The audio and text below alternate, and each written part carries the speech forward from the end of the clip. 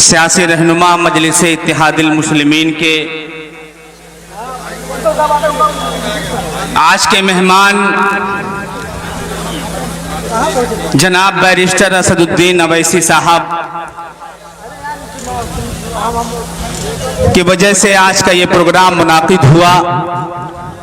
मिर्ज़ा करम बेग साहब जिनके एक फ़ोन के ज़रिए से मेरी हाज़िरी और मैं संत कबीर नगर के धरती से चल करके आया हूँ आपके बीच, और सुल्तानपुर के जिंदा दिल कौम आपको सलाम अर्ज करता हूँ। अस्सलामु अलैकुम वरहमतुल्लाहि वबरकातुहू।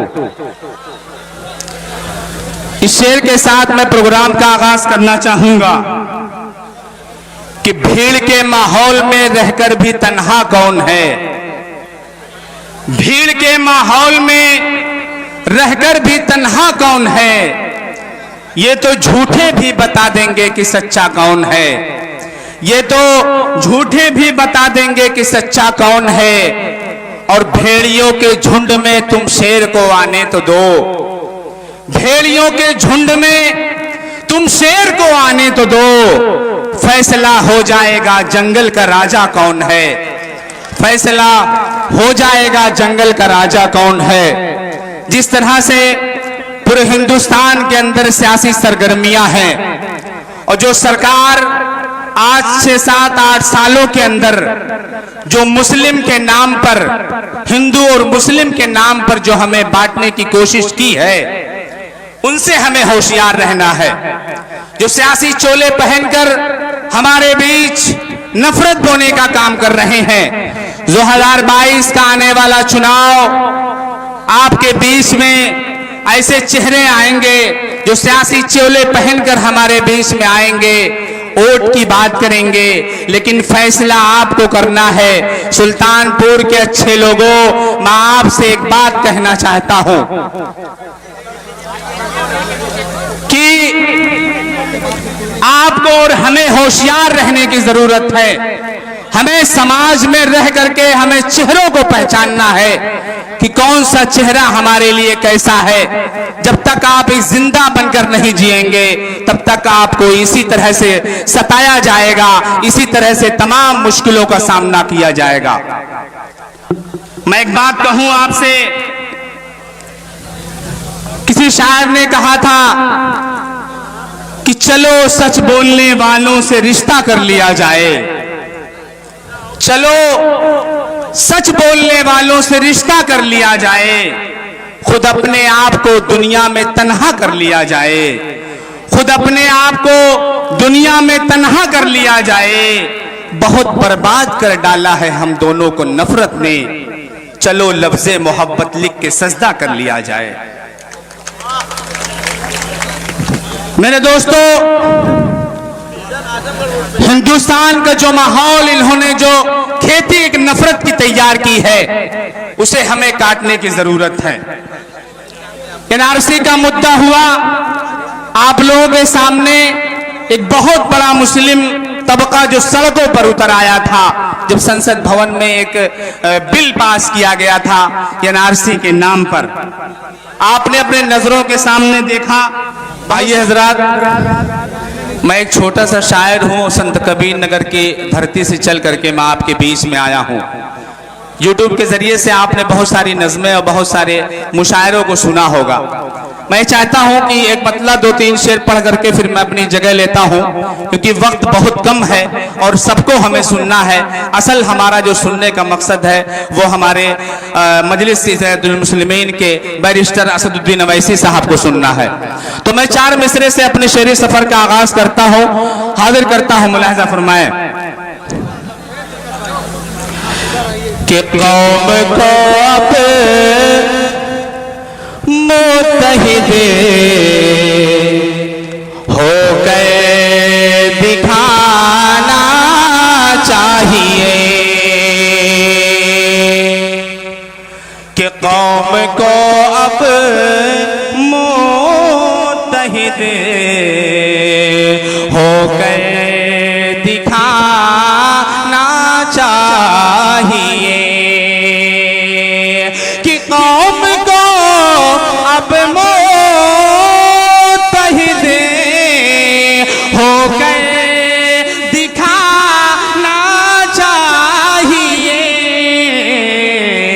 अरे रहज़नों से मुल्क का गुलशन बचाना चाहिए।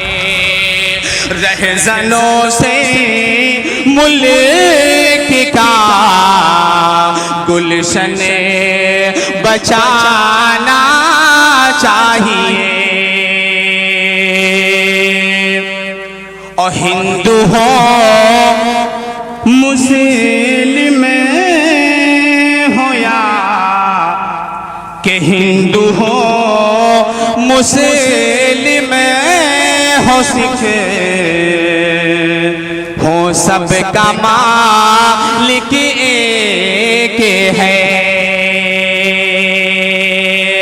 कि हिंदू हो मुस्लिम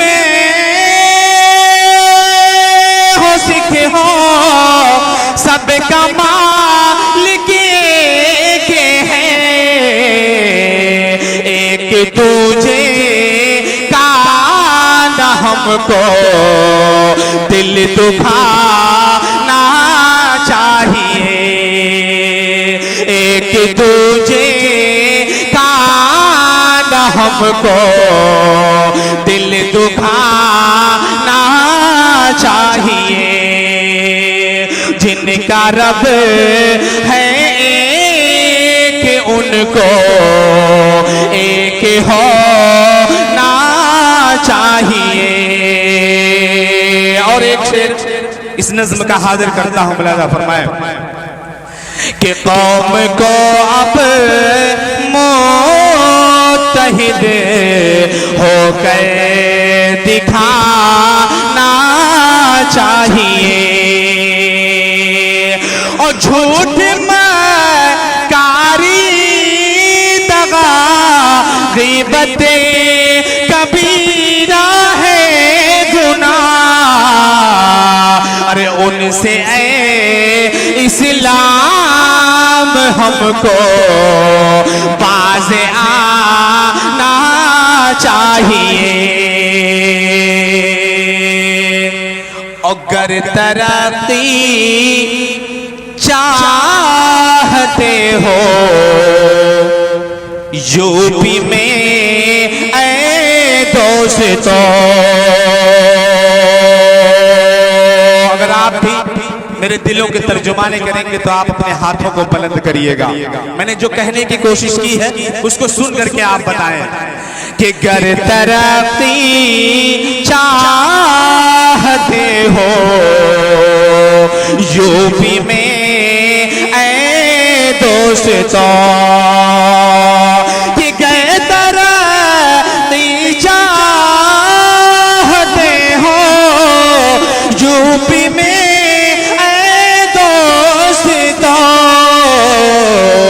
तो हमें हर हाल वैसी को जिताना चाहिए।